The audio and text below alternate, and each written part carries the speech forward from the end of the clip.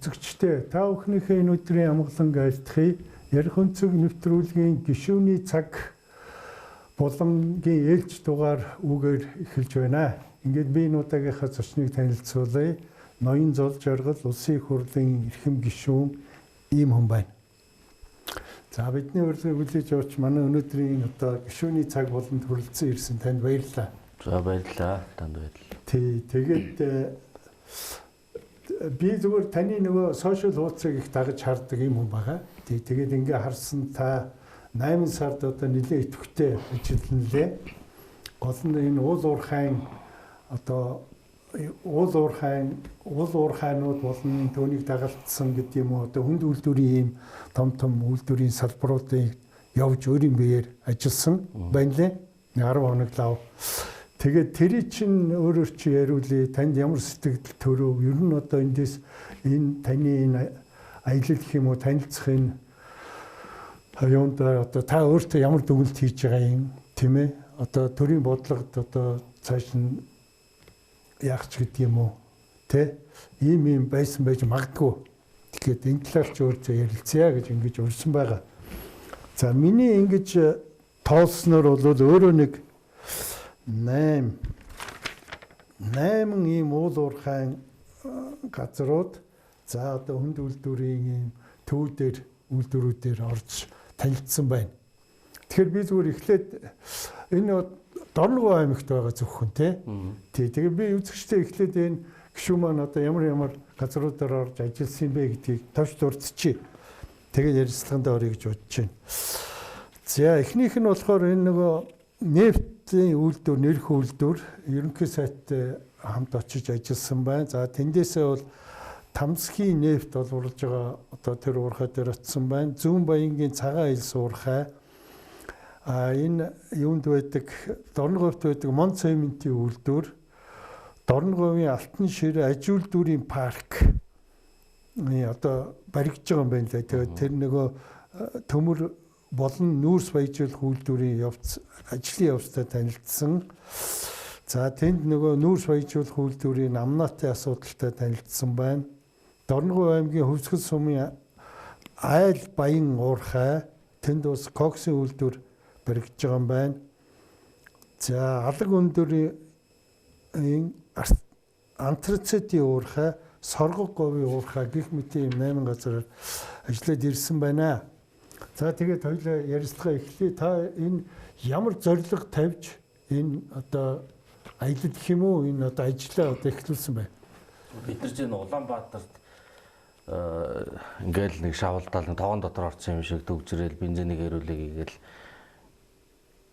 тэгэл сошиал дээр шуугаал явдаг мэдэн дандаа улс төрийн авж юу асуудал яваад байна. Монгол орон энэ зөвхөн энэ төрийн ордонд тойрсон эсвэл энэ Улаанбаатар хавтаагаар хязгаарлагдахгүй байна. Тэнд хүмүүс юм хийж байна. Хийж байгаа ажил маш урагштай бас явцсан байна. Тэгэхээр тэрийг үзэж харъя. Улсын их хурлын гишүүн чинь нэг актер сүртөөг байгаа шүү дээ. Ард түмний элч үндсэн хуулийн залдар тий. Тэгээ ард түмний элч юм бол ард түмэн яаж амьдарч байгааг бид нар мэдчих хэвээр. Миний мэддэг таньдаг ард түмэн бол тэр үйлдвэр уурхай чиглэлийн хүмүүс урд нүгрээ бас олон жил ажиллаж байсан. Тийм болохоор юу болж байгаа гэдгийг үзэж харах. Хоёрт нь ерөөсөө техникийн шийдэл, инженерийн шийдэл бол 21-р зууны гол авч явах зүйл. Тэр нь бол тэр хүнд аж үйлдвэрч вэ, хөнгөнч вэ, өндөр технологи, цахим технологи тийм. Энэ зорилгоор би Монгол залуучууд хийж гэн, Монгол инженерүүд чадчихээн, залуучууд жоох тэр монголчууд юм хийж гэн гэдгийг бас тэгээ яг ямар асуудал болох гэдэг газар дээр нь харах. Тэр хоёр зүйл байл да. Эхлээд би Баянгол дүүрэг дээр нэг өсвөрийн инженерүүдийн инновацийн төв гэдэг ийм төслийг өнгөрсөн жил санаачлаад зураг төсөл нэгдэж байгаа. Тэр нь юу гэхээр зэрэг ажууд биш тэ нөгөө өсвөрийн техникчтэй ордон. Тийм хуучин тийм байсан. Тэр Энтэг Монголын хамтарсан тийм 10 жилийн бүрэн дунд сургууль болцсон. Гэхдээ тэр дотор байдаг онгоцны дугуйлан машины дугуйлан, завины дугуйлан инженерийн зохион бүтээл, загвар зохиох энэ ажилдаг. За. Төлбөрт хүүхдүүд өргө явдаг.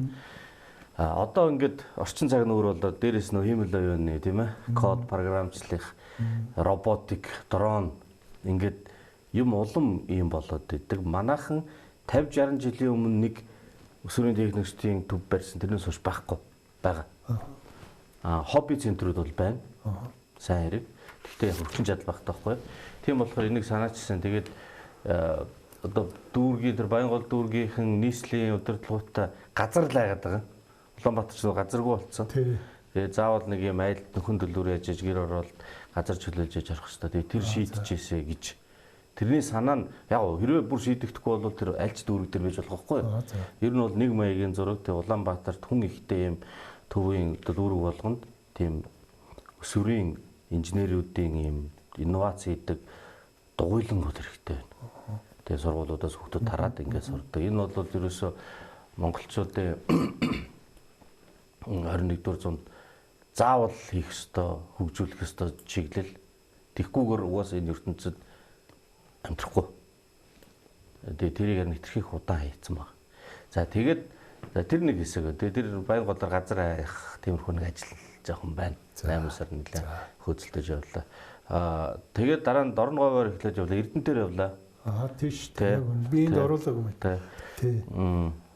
За газрын тосны үйлдвэр гэдэг зүйл маань нодлон бөөн хилан болж чуулганаар улсын хурлаар зээлийн асуудлыг шийдэж өгсөн тийм ээ. Тэрнээс хойш эрчимдсэн байна. За. Ажил бол эрчимдсэн. Би 24 оны 10 дугаар сард хальт очиод гарсан. Тэгэхэд бол яг хоо сав бариад дид үтц тэр нэг EPC гэдэг багцууд байгаа юм. Тэгээ тэр нэг юм нийтлэг дид үтц байр савны ажлаа голдуу игээд би одоо энэ нефт нэрдэг цамхаг одоо гол нөгөө нэг процессын хэсгийг нь орж ирэхийг харчих юмсаа. Тэгэх юм бол сэтгэл амармаар байна гэж боддог байсан. Тэр нь ороод ирсэн. Тэд нар нь орж ирээд буулгаад тавьсан, зарим нь босгож байна. Тэгэхээр ямар ч байсан ингээд нэг юм. Тэр их чухал гэдэг юм уу те? Уу яг итгэл төрөх гээд байхгүй юу? Тэгвэл хүмүүс наад чи бүтэхгүй гэдэг ярьсан шүү дээ. Тэгээд процесс юунид ороод ирсэн байх чинь тэр бүтэхгүй гэж юм бол. Ажиллуулж чадах уу? Түлшин одоо түүхэд нь байгаа мó? Энэ бол өөр асуудал. Гэт одоо энэ дайм байлдаанаас болоод үнэхээр таам бүж мэдгүй би геополитик судлаач хүн биш. Гэхдээ ер нь бол өргөжлөд ирэхээр зэрэг Оросоос бензин шатхаа авах гэдэг бол боломжтой болох байх. Тэгээ 50% нь ядаж өөрсдөө үйлдвэрлэж дээ. Тэгэхээр түүхийн нефтийн олд зарай боломжтой байдаг. Одоо ухаандаа тэр нэг дайнаас болоод энэ тэнд очиж дэлбэрлэж яваад байна шүү дээ үйлдвэрүүдээ. Түүхийн эдийн ордын олборлтууд бол илүү түгээмэл байхгүй. Тэгээ Оросоос авна уу, тэр Казахстанаас авна уу, дотоодоос ингээд олон хүүсвэртэй нэг олимог юм болох бах. Манайхан хайгуул хийж байгаа гэдэг юм. Би бол нэг зааста галс хайгаад, галс өрөмдөөд, галс нөөц тогтоогоод галс олборлчихно гэж байдгүй маа. Нефтээр тийм байхгүй. Тийм болохоор хайгуул нь явдгаараа юм. Тэгээ одоо байгаа олборлолтоо нэмэгдүүлэх хэрэгтэй. Тэгэл нэг юм холимог юм болох юм шиг байна. Тэгээ ямар ч байсан үндэсний үйлдвэрт болно гэдэг нь л чухал. За тэгээд холимог юм болно гэхээр нэгдүгээрт одоо олборлож явуулж байгаа талбай. Петрочайна, Дачин, Дамсаг. Тэгээд тэнд саяас нэг бахан үжиг юм боллоо шүү дээ. Тэнд нэг юм зүйл бай. Тэнд хуучин бол анх Америкийн компани байжгаад тэгээ хятадуудад ирэхээр шилжүүлчихэд яваад гисэн. Хятадын хөрөнгө оруулагч ирээд тэр чинь цаана хилийн цаана их том талбайд олборлолт явуулдаг том компани. Тэгээд явсан. Тэгэнгүүт төлөвлөгөө гаргаад 18 оноос эхлээд газрын тос боловсруулах үйлдвэрийн барилга угсралт эхэлнэ. Тэгээ ингээд жил болгоно нэмэгцээр хагаад 1.6 сая тонн хүрэх ёстой. Тэгсэн 18 онд 17 онд хамгийн ихдээ 1.1 сая тонн олборлж ирсэн жилд. Тэгэл барилга эхэллээ 18 оноос доошоо багаслаа. 900 мянган тонн, 700 мянга, 600 мянга, 400 мянга, 350 мянга. Тэгэхээр эсэргээр ингээд олборлолт багасаа явцсан. Энэ бол буруу. Яг л бид нар Монгол улсын үндэсний эрх ашиг биднэрт тос байх хэрэгтэй. Тэр тосыг бид нар ашиглаад бензин үйлдвэрээд одоо колонк дээр оож болохгүй. Тэгсэн энэ гэсээр би таныг дасчихъя. За тэгээд тэрий чинь засгийн газар бол ингэ тайлбарлаад байгаа шүү дээ. Энэ нөгөө Петрочайнатай бид нар нэг юуны татврын маргаантай болоод тэд нар албаар ингээ унгаад байгаа маа. Одоо энэ юуг шийдээд өгсөн юм чинь тэд нар өсгөнөө, дуучин юмдэндээ очноо гэж ингэж тайлбарлаад байгаа. Албан тайлбар нь бол тэр чинь хөрөнгө оруулалтын үр ашиг муу байна. бид нар ингээд мөнгө оруулахаар зэрэг нөхгүй байж тийм нэмэрхүүл юмнууд яриад идэм билээ. Танах татварын акт тавьсан учраас бид нар олборлож явахгүй гэдэг бол албан тайлбарын цаана байгаа зүйл баха. Тэгээд тэр татварын асуудлыг улсын хурал хаврын жолооны төсөл дээр шийдсэн. Тэр чинь 480-аад тэрбум төгрөг байна уу? Маргаа. Тэр нь болохоор юм хоёр бүтээгдэхүүн авах гэрээ байдیں۔ Нэг бүтээгдэхүүн авах гэрээ нь болохоор зэрэг нөгөө үйл ажиллагааны өртөг дотроо амнат энэ төр оруулж тооцох. Татвараа оруулж тооцсон. А нөгөөх нь тэрэндээ оруулж тооцоогүй. Тэрийн хоёрын зөрөн дээр зөрөө гарна штэ. Тэр нэгэ хоригдлогдож байгаа дагт тавьсан. Тэгэхээр тэрийг одоо цайлсан юм уу? Үнэхээр тэгсэн бол одоо Петрочайна олборлолтоо нэмэх хэрэгтэй ёстой. Нэмэхээр Монгол тостоо болоод бид нар бензинээ үйлдвэрлэнэ. Хэрвээ нэмэхгүй бол энэ компани гэрээний хугацаа миний санджаар 20-30 он дээр дуусна. 28-30 он дээр дуусна. Тэгэхээр дараагийн хөрөнгө оруулагч орж ирэх юм уу? Эсвэл монголчууд хамтарсан компани байгуулж өөрсдөө ямар нэгэн байдлаар хяналтаа тогтоох хэрэгтэй. Энэ бол одоо зөвхөн гишүүний улс төрчийн хувийн байр суурь. Энийг нодлон бид нар аж үйлдвэрчлийн бодлогын байнгын ороо гэж байхад нэг нефтийн үйлдвэрийн түүхэн эдийн асуудлаар ажлын хэсэг гараад ажилласан. Тэрэн дээр хэсэг гишүүд ярилцаад биеийн саналыг оруулсан. Тэгээ авч хэрэгжүүлэх арга хэмжээгээд улсын хурлын тогтоол дээр орсон байна. Тэгэхээр энийг өлөрн бид анхаарал тавих хэрэгтэй юм байна. Ингээд тэрвээ амлалтанд үрээд олборлолт нэмэгдэх юм бол цаашдаа яаж хамтарч ажиллах вэ гэдгээ ярих хэрэгтэй гэж бодож байна. Хоёрт нь түүхэн эдийн хүүсвэрүүд манай газрын тосны үйлдвэр чинь одоо газрын төсөв ингээд буцалгаад тогоон нэрдэг юм шиг тий. Спиртэн дөрүүлж уурсгаар спирт ихтэй архиулдаг шиг хөнгөн тосон дөрүүлж уурсгаар бензин болоод хүндэн дараа нь уурсгаар дизель болоод ингээ үлж байгаа нь бит юм болдохгүй. За ингээд ерөнхийдөө болцдог. Тэгээ дээр нь дахиад жоохон нэмэлт сайжруулах юм хүүхэр хажаас зайлал. Гэтэл энэ орж байгаа тосны ч нөө шингэн гарц нь баг. Манай Монголын нефтийн онцлог. Тийм гэсэн. Тэгээ нэг юм нөгөө лааны тосын мөтгөн парафин энэ төр ихтэй. Тэгэхээр ингээд тэрийг яах вэ? Одоо нөгөө юуны төм биш засан зам тавьдаг нөгөө хар юм чинь бүр үлдэгдэл бий дөө. Тэгэхээр нөгөө шингэн түлшний гарцыг нэмэгдүүлэхийн тулд ус төрөгч ашигладаг. Ус төрөгч гаднаас нэмжээг. Одоо шингэрүүлж байгаа байхгүй. Ийм нэмэлт технологитой үлдэх байхгүй. Тэгэхээр тэр ус төрөгчийг хаанаас харж авдаг вэхээр хамгийн сүүлд үлдэж байгаа нэг юм лаг юу вэ штэ тий. Тэрийг хийж үлнэ. Тий. Тэгээд ус төрөгч гаргаж авна. Ус төрөгчөөрөө гарцаа нэмэгдүүлнэ. Ийм үлдэх байхгүй. Үлдэх чи барыг хаягдалгүй. Хаягдал бол маш тий бараг хаягдал. Ер нь нийтийн үлдрээс хаягдал гэдэг юм байхгүй штэ. CO2 дулаан хаягдаж байгаа. Тэгээд юу хэлэх гээд байна гэхээр янз бүрийн түлшинд илүү сайн технологи. Түүхэн эдэнд. Ус төрөгчтэй учраас түүхэн эдийг таруул үгээд авах юм бол шингэн болно л гэсэн үг. Энэ утгаараа бид нөр өөр түүхэн эдийг энэ тэндээс авчирч болох боломжтой. Энийг зураг төсөл технологийн тооцоонд оруулахаар үгүй бай. Бид нар анханасаа ингэж явж байгаа л гэдэг юм байна лээ. Гэхдээ цаг нь болоод ирэхээр угаасаа түүхэн эдгүй болно. Тэгэхээр бид нарт нефтийн ордоос гадна шатдаг занар гэж зүйл бий Монголд. Тэр Төв аймагт байна, Дундгойд байна. Ер нь энэ тийм зөндөө бий дээ. Тэр чинь өөрөө юм тосны гарц нэг бага байхгүй юу? Эдийн засгийн хувьд яг ийм брейк even ашигтай юу алдагдaltaй юу гэдэг зэг дээр байдаг. Тэр ингэ хөвсөл нүүрс нь уурхатаа бас хамт байж идэг. Нүүрсээ олборлохын тулд дээр нь юм аргилет гээд хар чулуу бас занарлаг үе чулуу шавардлаг ямиг зайлуулж хайдаг, хаялаа болдог. Хаягдалж болохгүй. Гэхдээ хэрвээ дотоодод түгээдийн худалдаад авчих юм бол тэр хаягдал чулууга чанаад тэндээс тосоолож авч болно. Тэр тосыг нефтийн үйлдвэрүүдэд нэмэлт байдлаар ашиглаж болно. Ингээд дагаад Монгол зөндөө байдаг боловч ашигладаг шатдаг занарын нөөц ашиглах боломж үүснэ. Тэгэхээр би бодвол энэ нефт үйлдвэр бол цаашгаа явах хэрэгтэй гэж бодож байгаа. Тэгээд чадварыг гадаадаас авах байлга тий. За гэдэгтэй зөндөө. Түүхий дээр би одоо иргэн хувийнхаа хувьд маш их санаа зовоод байгаа юм ба. Нэгдүгээр тэр их өтгөн гинлээ тэр нөө 500 хэдэн километр хоолоогоор яа тэрийгэ шахах юм барих юм. Тэр чи одоо маш их зардал гарах юм билээ шүү дээ. Хэдэн километр чи нэг маш хүчтэй шахуургуу 500 хэдэн километр хоолойг бол миний бодлоор тэр нефтийн үйлдвэрийг хурдхан шиг тосоор хангахаас илүүтэйгээр яаж бушуухан нүүрс зараад яачих вэ гэдэг зорилгоор ашиглалтанд оруулах уу? Үгүй ээ, нүүрс зарах зорилгоор хоолойч нь бол нүүрсний төлбөрт орж ирсэн ажиллахгүй тийм.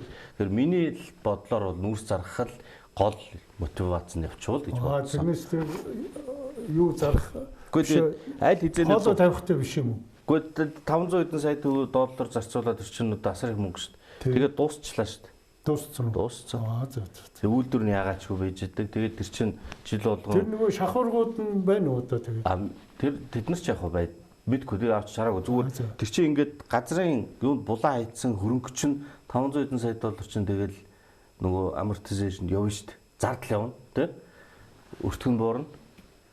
Ер нь бол харамсалтай. Хитрхи их яарч тэр нүүрс зарж мөнгө олохын төлөө хийсэн төсөл гэж би боддог. Машин дөр үнээр 500 хэдэн километрийн тэр том мөнгийг ядаж тэрний тал 3.1 дээр наваач төмөр зам тавьсан бол энэ төмөр зам чи одоо дорн говьс цаашаага зүүн тишээгээ яваад нөгөө бичигтрүү ч бас төмөр замаар холбоно гэж зурагтай шүү дээ манайх ч тэгээ хоошоогоо ч бас орж иж 90 зам руу холбогдох шүү дээ. Энэ ажлаа жоохон ч гэсэн төхүүлж исэн бол дээрл байсан. Тос тээвэрлэхэд хоолоогоор бол илүү бага өртөгтэй илүү тогтмол байдаг. Нөгөө тос нь бас байхгүй л байгаа шүү дээ. Тийм. Уучлаарай үзэгчдээ би бас нэг гишүүнийг бас дуртай танилцуулсан байх шүү. Золжрол гишүүн бол уул уурхай мэрэгжилтэй тэр дотроо бол энэ нөгөө нефт химийн одоо мэрэгжилтэй ийм гишүүн байгаа шүү те.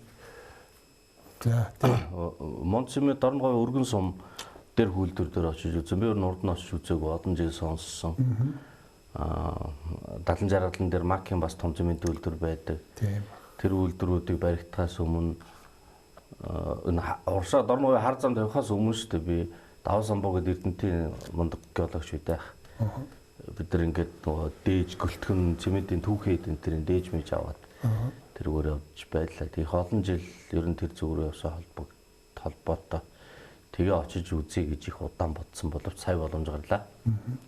Сайхан байна. Монголчууд үндэсний цементийн үйлдвэрүүд ашиглалтанд ороогүй байсан бол одоо яана ямар ч юу байх. Одоо энэ олон орон сууц тэгэл тэр үйлдвэр дид үтцэд зам бүх хэмжээний цемент шүү дээ. Тэгэхээр эдгээр ингэж баригдсанараа улсын эдийн засагт хүмүүсийн амьдралд аюулгүй байдалд онцгой нэмэр оруулсан. Тэгээд яг үйлдвэр бол сайхан ажиллаж байна. Сайн хамт олон байна лээ. Тээвэр дид үтцийн бас нэг зөөн асуудал байна л да. Одоо тэд чинь ингээл нүүрсээ машинаар тээвэрлэдэг. Машинаар тээвэрлэхээр яах вэ?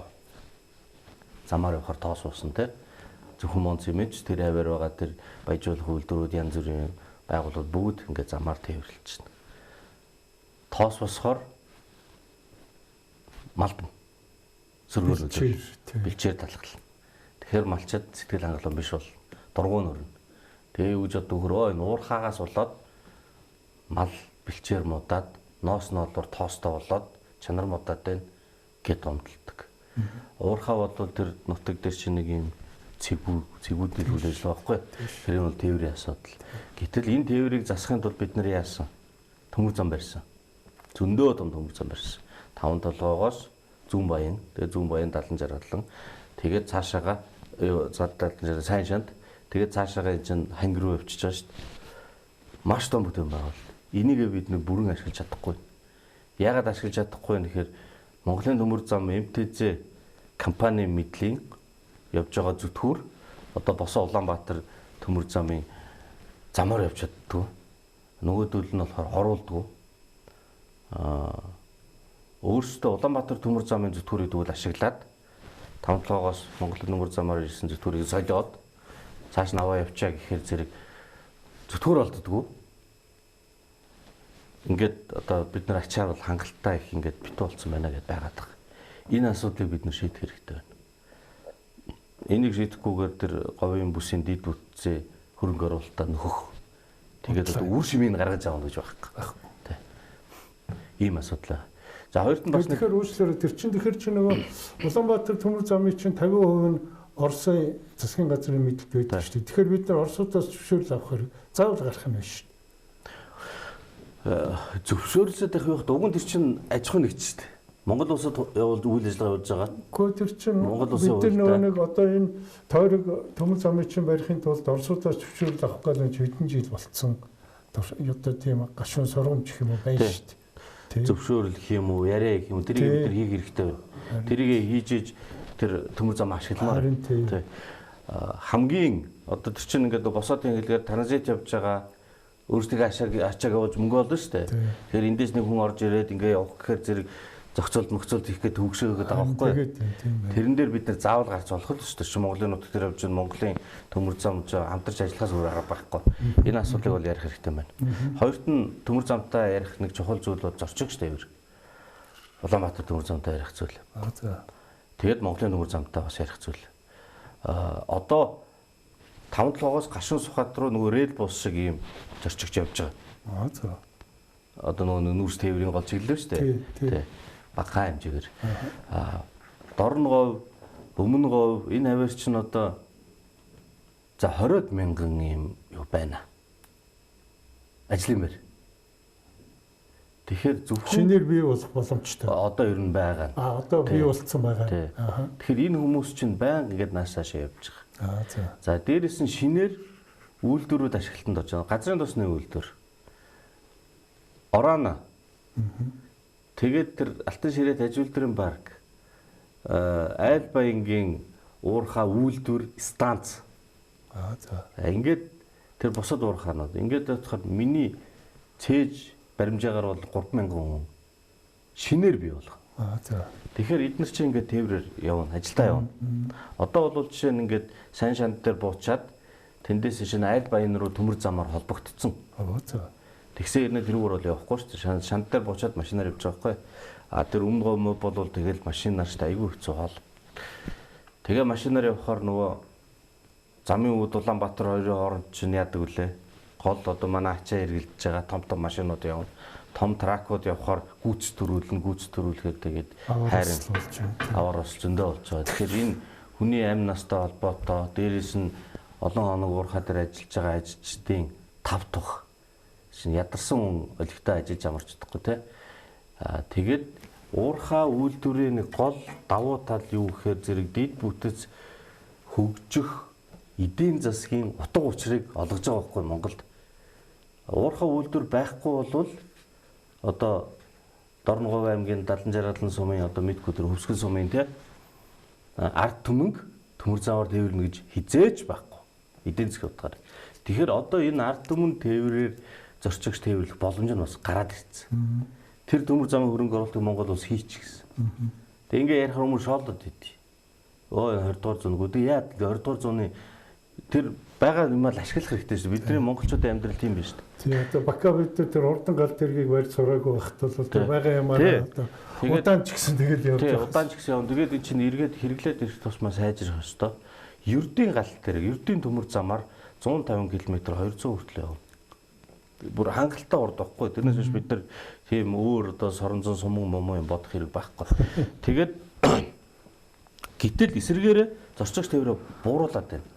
Ягаад гэвэл зорчигч тээврээс алдагдал хүлээдэг. Ягаад гэвэл транзит тээвэр ачаа явуулах нь ашигтай. Мөнгө олдог.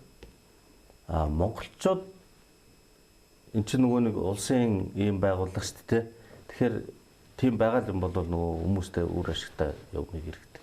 Тэгэхээр зорчигч тээврийн асуудыг нэмэгдүүлэх энэ асуудлыг өргөж тавьж байгаа. Тий.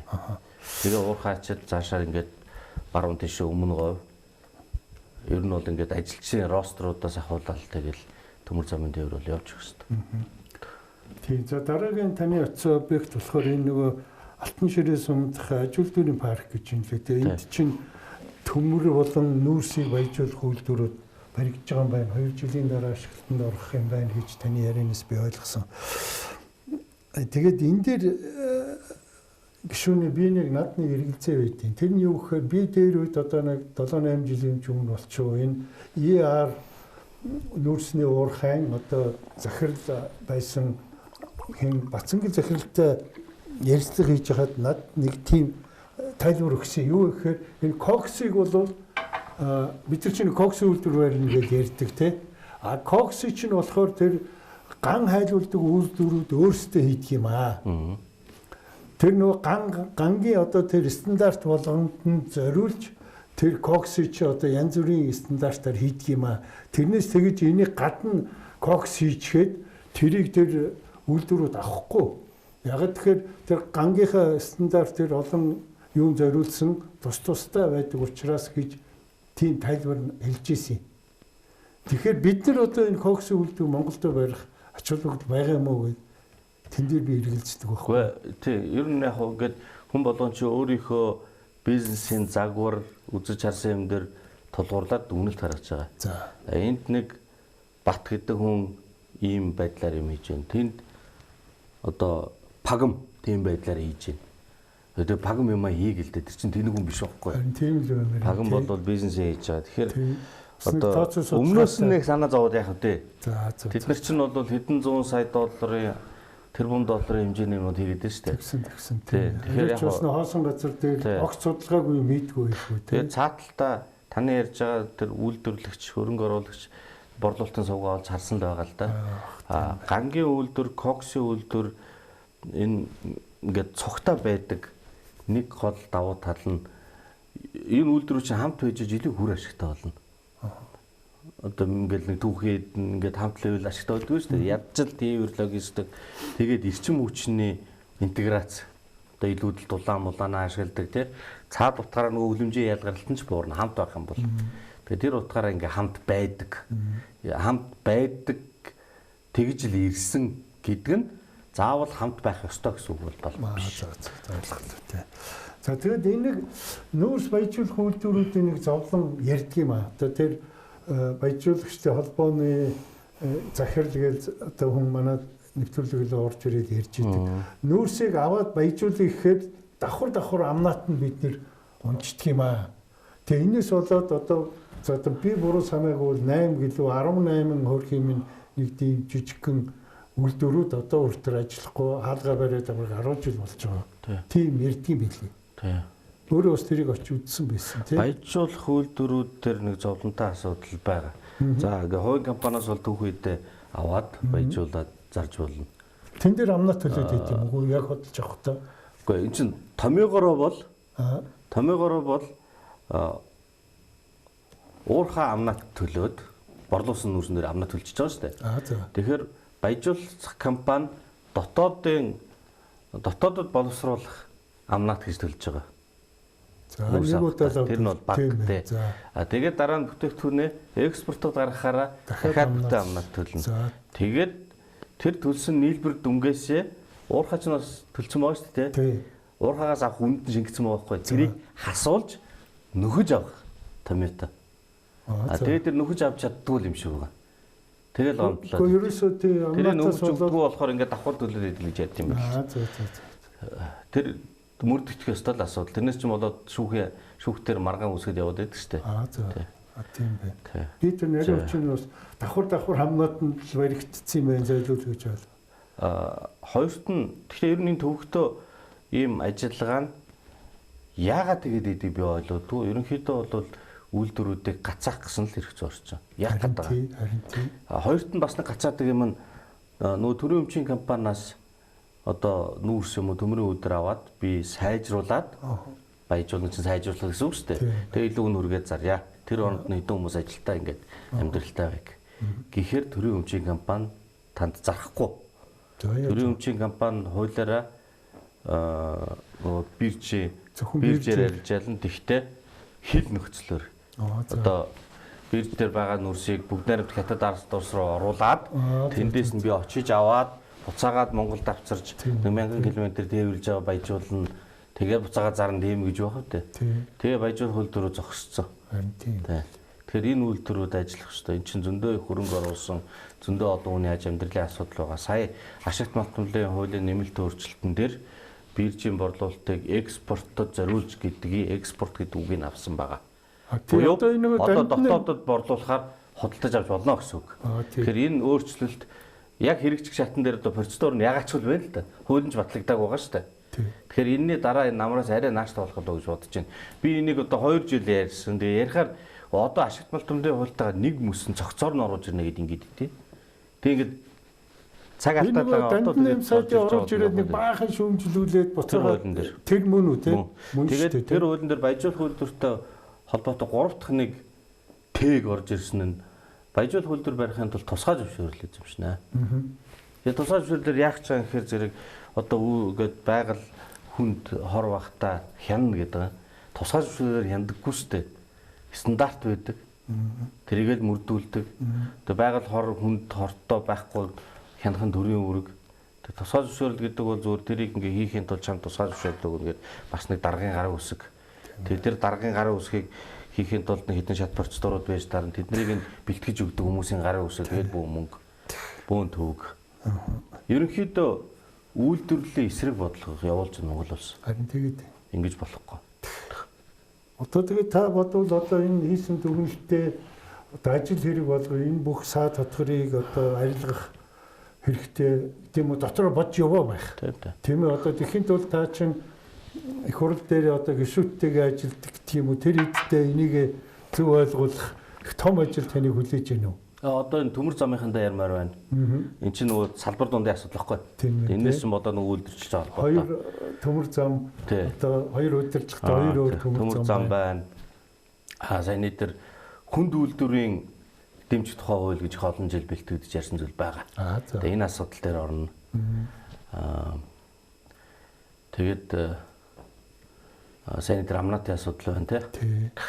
Тэгээ үйлдвэрүүдийн усны асуудал гэж айхтар асуудал байна.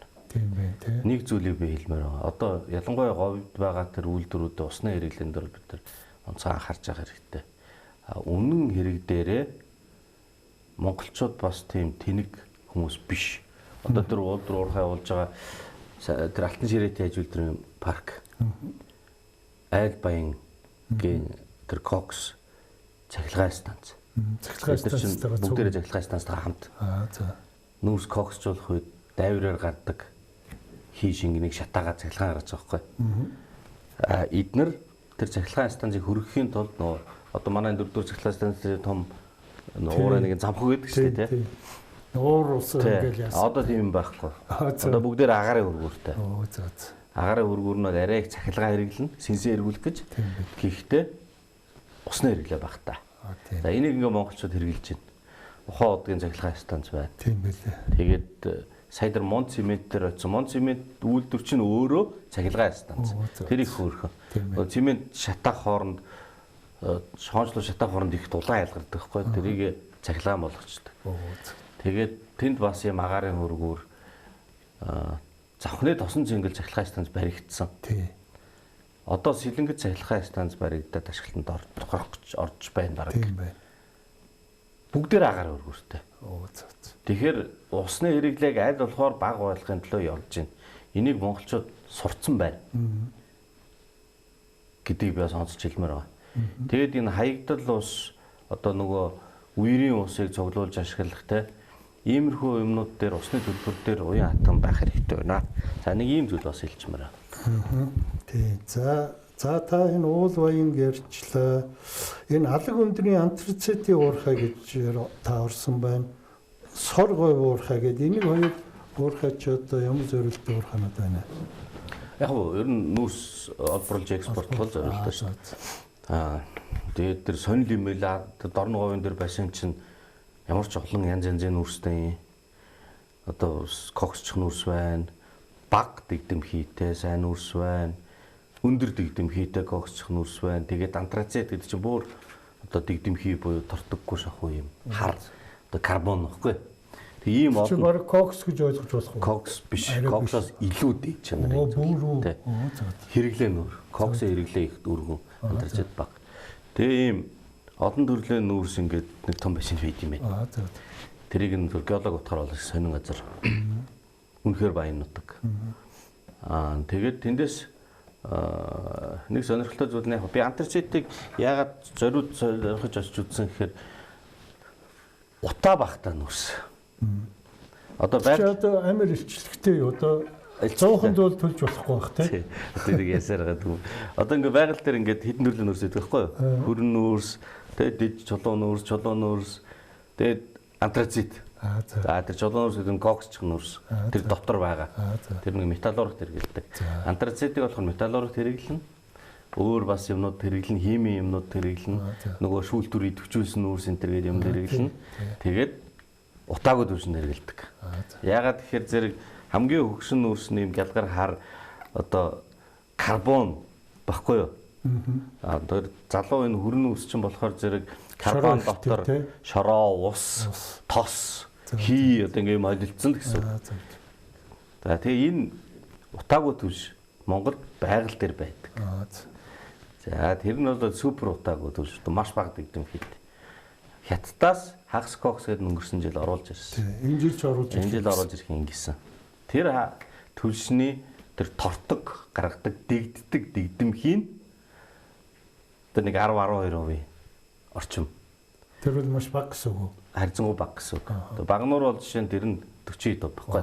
За тэгэхээр тийм болохоор утаа багтаа байгаа. Тэгсэн чинь тэр антрацит бол 8-6% дэгдэмхийн. Бүр бага. 4%. Нааталт нь айл баянгийн нүүрс байна. Антрацит биш. Бага дэгдэмхийтэй нүүрс. 10-12% дэгдэмхийтэй. Өөрөөр хэлбэл нөгөө өндөр орж ирж байгаа нүүрстэй чи адилхан жанрын байгалийн нүүрс байна. За тэгэхээр одоо бид нар хятадаас ингээд авч байгаа цаашдаа Монголоос хангана гэд 45% дэгдэмхийтэй нүүрсийг асар их болоор нь үйлдвэрлэж орж савн дотор хийж хагаад хатааж жигэнж ягаад нөгөө дэгдэг үдсийг нь 10 болгож бууруулах гэдэг шүү дээ. Тийм нэг багнуурын дэрэг багнуурт тийм үйлдвэр байна гэдэг. Тэгээ миний асуулт тэр байхгүй юу? Монголд энэ бэлэн байдлын нүүрс холборлоод хятад руу зарж байгаа. Хятадаас авч байгаа үнээс чинь 3-4 дахин бага үнээр. Тэг яагаад эрийг авч ашигладаг юм бэ? Яагаад энэ дахиад их 80 төгрөгөөр үйлдвэр барих гэдэг. Хин мөнгөний төлөй. Төлж болно, барьж болно. Тэрээс түрүүний та бүхэн ярьдаг тэр Пагамбат юугаа энэ өөрсдийн асуудал. Тэрүүгээр мөнгө олоод гой бизнес хийж. Яагаад төр барих гэдэг юм уу? Харин тийм төсвийн мөнгө бити аав. Бити энэ нийтийн мөнгөөр тоглоод. Одоо би бүтээн байгуулна, би гоё юм хийх гээд байна гэдэг. Гоё юм хийлдэ. Чөлөөтэй шүү дээ. Сайхан бизнесийн гоё бүтээн байгуулалтын хүн ажилуул, технологи нэвтрүүл бити нийтийн мөнгөөр тоглол. Тэр нүүрс чи Монгол бэлэн байна. Уурхаанууд дээр эвдэж байна. Олборлоод хямдхан зарж байна. Тэндээс нь манай эднээс авч судалгаа хийсэн байгаа. Дээж авцарч түрш хийсэн. Тэгээд технологи хийж чадахгүй болохоор бэлэн юм аваад энэ байгаа болов уу гэж би бодод байгаа. Тэгээд тэр хятадаас орж ирсэн нүүрснийх нь одоо нөө шахмал төрснийх нь шинжилгээний дүн байна. Тэр шинжилгээний дүнгийн дүн одоо нүүрсэн дот ямар нүүрс вэ гэдэг дүн баггүй юу? Витринитийн ойлтын зэрэг гэдэг. Одоо оптик гэрлийн ойлт хугарлаар дотор нь ямар төрлийн нүүрс вэ гэдэг. Тэрүүгээр юу гэж дүнэлт гарсан гэхээр байгалийн антрацит дийлэнх юм байна. Өөрөөр хэлбэл үйлдвэрээр ингээ боловсруулаад исэн хагас кокс биш. Байгалийн антрацит, Монголын нөгөө антрацит болон зүгээр арай дэгдэмхэн өндөртэй нүүрстэй адилхан нүүрсээр ийсэн төлж байна. За, байгалийн заримдаа хагас кокс бас байна. Тэгэхээр тэр чинь ингээд нөгөө энэ тэндээс цуглуулж бөөгнүүлж хагаад савлаар тэр нааш наашуулдаг байхгүй. Тэгээ асуулт нь бэлэн байгаа байгалийнхаа нүүрсийг яагаад ашиглахгүй вэ? 3 дахин үнээр яагаад хятадаас аваад байгаа? Тийм байна.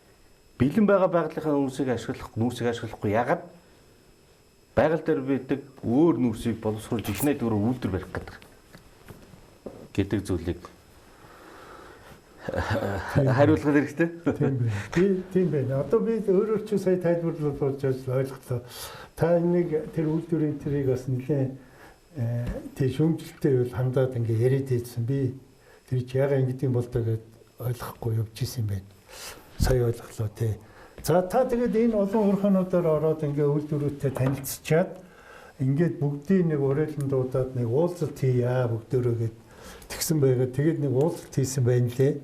Тэн дээр одоо их олон хүн атсан харагдан лээ. Би тэр зургийг харахад тэндээс одоо ямар захиас даалгавар гэдэг юм уу одоо юу гэдэг одоо тим юм танд ямар юу үлдэв сургамж үлдэв.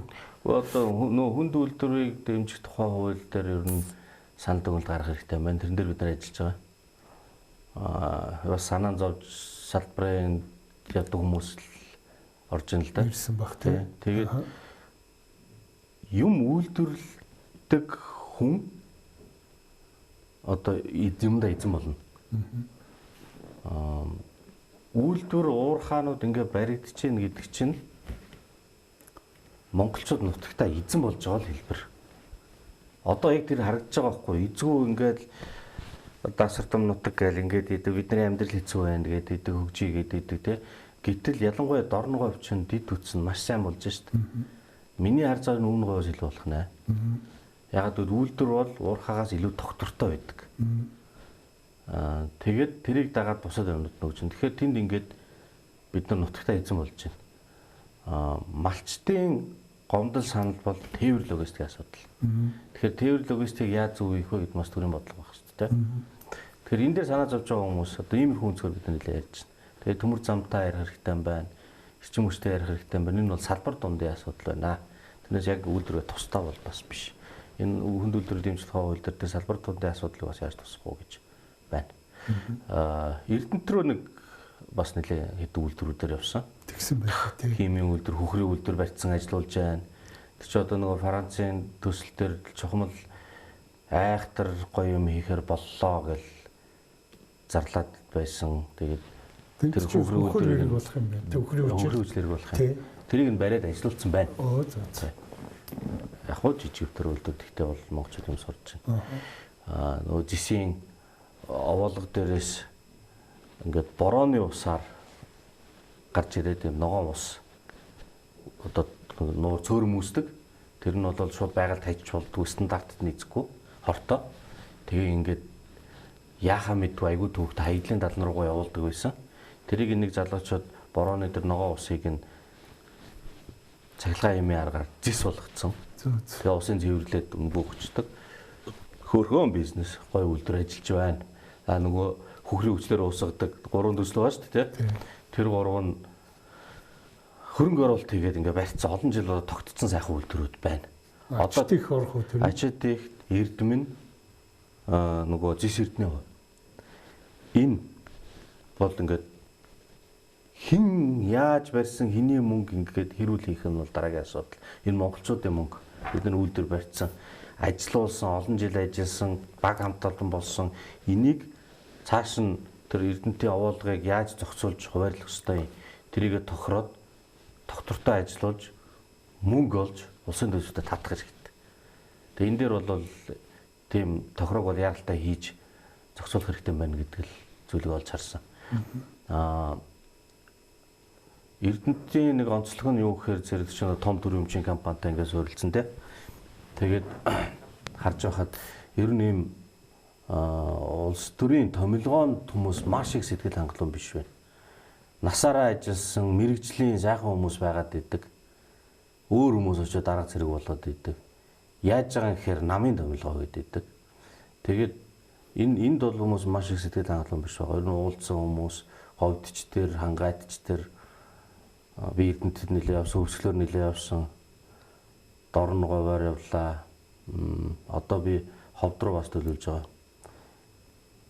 Зүгээр бид нар ингээд ямар асуудлууд байгааг ойлгож хэрэгтэй байхгүй. Тэгэхээр хүмүүс сэтгэл хангалуун биш байгаа энэ шодрог бус байдал. Юунд шодрог бус байдал вэ нөхөөр бизнес хийх гэхээр зэрэг намд ойрхон илүү давуу байдал болоод авчдаг, өрсөлдөх чадваргүй болгочдөг. Карьер өгөөд мэрэгчлэрээ дээшээ явах гэхээр зэрэг намд ойрхон карьер өгөөд миний албан тушаал тэгээ байрандаа үлдчихдэг. Би насаараа л ажилдаг. Халамж аваад будаа гурил цагаан сараар евэн авах гэхээр зэрэг намд ойрхон хүмүүстээ бүртгэж жагаад тараагаад өгчдөг. Ингээд монголчууд энэ судраг бус байдлыг чинь төвчгөө болж байна. Улс төрийн нам гэдэг чинь бодлого хэрэгжүүлэх улс төрийн байгууллага байх ёстой юм. Одоо намууд эдийн засгийн байгууллага болсон. Үндсэн зорилго нь эдийн засгийг эзэлж авах. Одоо төрийн эрх барих нь намын үндсэн зорилго. Тэгтэл төр барина гэдэг нь эдийн засгийг эзлэх гэдэгтэй агаар нэг болчихжээ. Яагаад гэвэл Монгол улсын эдийн засаг 80% төрөөс хамааралтай. Тэгэд энэнийг бид нар өөрчлөхгүй бол энэ улсын эзэн чинь нөгөө үндсэн хууль дээр романтикаар тунхагласан засгийн одоо бүх хэрэг ард түмэн монголчууд улсын эзэн биш. Энэ улсын эзэн намууд болоод байна. Намууд бол улсын эзэн биш. Намууд бол иргэдийн эвлэлдэн нэгдэж байгуулсан улс төрийн байгууллага юм аа. Ийм улс төрийн бодлого хэрэгжүүлэх байгууллага хизээж хэдэн 10 хэдэн 100 мянган гишүүнтэй байх боломжгүй. Гэтэл тийм байгаа. Тэрийг яаж хүчээр барьж байгаа гэхээр ашиг сонирхлоор нь. Энэ бол ардчлалыг устгаж байгаа үндэсний эрх ашигын эсрэг юм, маш муу тогтолцоороо бид нар орсон байна. За энэ бол ингээд улс төрийн хувьд бол их тодорхой харагдаж байгаа зүйл. Эндээс яаж гарах уу гэдэг асуултыг одоо ингээд янз бүрийн хүмүүстэй ярилцж байна. Тий, одоо энэ ч тэгэхээр их бодлогын амар том шийдэл хэрэгтэй л та амар том асуудлууд яриад байна л да. Тэгэхээр энэ чинь их хурл дээр шийдвэр гаргаж одоо хууль мөл байдаг юм уу батлах хэрэгтэй болно. Тэхийн тулд гишүүдэд ойлгуулах, олонх болох хэрэгтэй болно. Тийм ээ, тэгэхээр танд бол одоо хийх ажил маш их байгаа юм байна. Тэгээд энэ л улс төр гэж ийм юм хэлэх байлгүй дээ. Тэ? Тэгээд тийм юмны төлөө явах хэрэгтэй баг. Тийм байна. Наа нь бол энэ хууль эрх зүйн орчин тэр үйлдвэрлэлийн юм дээр бол онцгой анхаарал хандуулах. Тэгээд 2 жилийн дараа 3,000 инженер техникийн ажилтан шинээр хэрэг болгочихсон. Тийм байна. Тэгээд тэр залуучууд бол мэрэгжил сонголтоос бодгол хэрэгтэй. Тийм байна. Тэ? Ер нь бол хуучин шиг ингээд засгаас нь тэ одоо тэдэн хүн тийшээгээ ингэж хуваарлна гэж бол байхгүй. Хүн өөрөө юу сонгодог болцсон тий. Тэгээд юм чинь ийм одоо мэдлэг мэдээлэл шинжлэх ухаан өөрөө их холилдсон учраас хувь хүний чадвар ч гэсэндээ нэг юм хийж байгаа болохгүй шал өөр юмд ороод явчихна. Тэгэхээр зэрэг нэх амар би одоо тэр салбарт очиод энэ цахилгааны уцтаар насаараа ноцлно гэж юм бол байхгүй. Тэг хүн өөрт ингээд залуучууд дэлгэхэд би хэлээд байгаа. Өөрийнхөө сонирхсан юмыг барьж аваад мэрэгчлээ эзэмшээд сольж болоод эргэлзээ дийлгүүгээр явчихаа. Ажлын байр бол зөндөө байна. За та бүдэрт нэг 7-8 минут үлдсэн байна. Нэг 2 асуултанд хариулт аваад тэгээд манай нэвтрүүл өндөрлөх нэ гэж шүнэ. Энэ сүүлийн үед манай засгийн газар дамжин нэм сайд маань яриад ирхэлсэн энэ нүүрснээс одоо түлш бензин гаргаж авах асуудлыг судалнаа гэдэг ингээд би бол таныг ийм юм хийж ирснийг мэднэ. Та Mac компани одоо нэг лабораторид яг энэ туршилтууд хийж ирсэн. За нүүрсний тэр химийн асуудал дээр юу шатхууны асуудал дээр бол ийм л дээ. Тэр лабораторийн туршил судалгаа биш ээ. За. Энэ бол олон 10 жил гүн бат суурьтай болцсон аж үйлдвэрийн том салбар. За. Өмнөд Африкийн бүгд найрамдах улс 1960-аад оноос хойш өнөөг хүртэл нүүрснээс шатхуунаа үйлдвэрлэж байгаа. Дотоодын хэрэгцээг хангадаг. Улс төрийн шалтгаанд анхагласан. Ягаад гэвэл одоо хоригт орсон байхгүй. Арьс өнгөний юм асуудал. Тэгвэл бид нар өөрсдөө үйлдвэрлэж танараас авахгүй. Хятад улс сүүлийн одоо 20 жил юм уу хэрчмтэй явлаа. Жилдээ 400 орчим сая тонн нүүрсийг химийн үйлдвэрт хэрэглэж байгаа. Буюу түлш шатхуун, хий, хуунцар одоо ингээд бусад бордоо материалууд. Бордоо, аммоны бордоо, метанол нэг юм онцгой өргөн хэрэглээтэй материалыг дийлэнхийг нүүрснээс үйлдвэрлэж байгаа. Тэр нь байгалийн хийнээс үйлдвэрснээс илүү ашигтай. Тэгэхээр одоо өөрөөр хэлбэл энэ чинь юм юу биш болцсон. Шинэ технологи биш. Лабораторийн судалгаа биш. Монгол улсад 10 гаруй жилийн өмнө хэд хэдэн том төслүүд хийгдсэн. Тэр нь одоо энэ Mac-ийн төсөл, MCS-ийн төсөл, Bot Group-ийн төсөл. Дээрээс нь улсын бас төсөл байсан. Үйлдвэрийн төслүүд юм биш үү? Тийм, үйлдвэр. Эднэр бол судалгаа хийгээд, зураг тэзүү хийгээд, зураг төсөл хийгээд, газраа аваад, төлөвлөгөөгөө гаргаад ингээ явцсан маш их ажил хийгдсэн. Тийм биш. Ийм ажлууд. Тэгээд хөрөнгө оруулалт татах гэхээр эн чинь нэг тэрбум доллароос дээшээ тооцогддог хэмжээний юм. Тэгэнгүүт тэр нь газрын тоос нефтийн үйлдвэртээ яг цэвэр утгаараа өрсөлдөхөд хөрөнгө татах чадвар байхгүй. Илүү өртөг өндөртөө. Нөгөө хөрөнгө оруулалт ихтэй. Ажилласан хойноо түүхийд нь ямтах учраас үйл ажиллагааны боловсролтын зардал нь бага. Тэгээд Монголд бол энэ угаасаа явах ёстой ийм том салбар. Тэгэхээр бид нар одоо ингээд аль нэг хятадын компанитай онцгой нөхцөл үүсгээд одоо дандаа ийм санал тавьдсан шүү дээ. манай шийдвэр гарах хүнд сайд дээр очиж санал тавьлаа. Ийм юм хийчээ гэд. Тэнгүүт нөө тийм юм байж таа гэл ингээл ингэж хийхгүй. Одоо бүгдээрээ энэ чаглал руу хөрөнгө оруулах юм бол ашигтаа болгох эрх зүйн орчныг бүрдүүлж өгье. Одоо ингээд жишээ нь Казахстан руу газрын тос боловсруулах те одоо дайнд усгаар магадгүй Орос руу бас хөрөнгө оруулах байлгүй. Хятадын тэр нефтийн үйлдвэрлэлөө нүүрсний үйлдвэрлэлөө хөрөнгө оруулахаас Монгол тэр бүтээгдэхүүнийг нүүрснээс үйлдвэрлэбэл илүү боломжтой нөхцөлийг бид нэр бүрдүүлэх хэрэгтэй. Энэ дээр ингээд эрх зүйн орчныг сайжруулъя. Би улсын хурлын даргад хандсан байгаа. Ажлын хэсэг байгуулъя гэд даргатаа бас ярилцсан байгаа.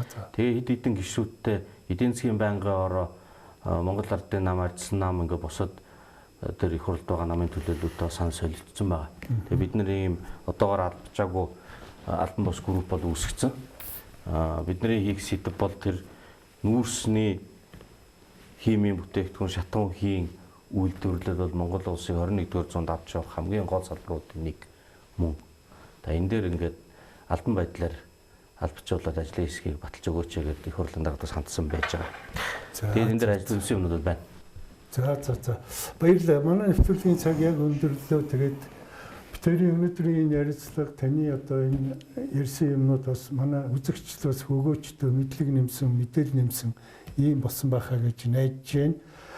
Тэгээд би зүгээр бусад одоо гишүүдтэй байдаг юм уу зүгээр уриалж хэлэхэд энэ гишүүний цаг гэд манай энэ болон байгаа. Тэгээд энэгээр ороод яг одоо цол жаргал гэсэн шиг ингээ хийсэн ажлаа одоо олон нийтэд тайлагнах бүрэн бололцоо байгаа шүү та бүхэнд гэдгийг бас одоо уриалж байна. Ингээд манай өнөөдрийн нэвтрүүлгийн дугаар өгөр өндөрлж байна. Дараагийн дугаараар уулзтлаа. Түр баяртай.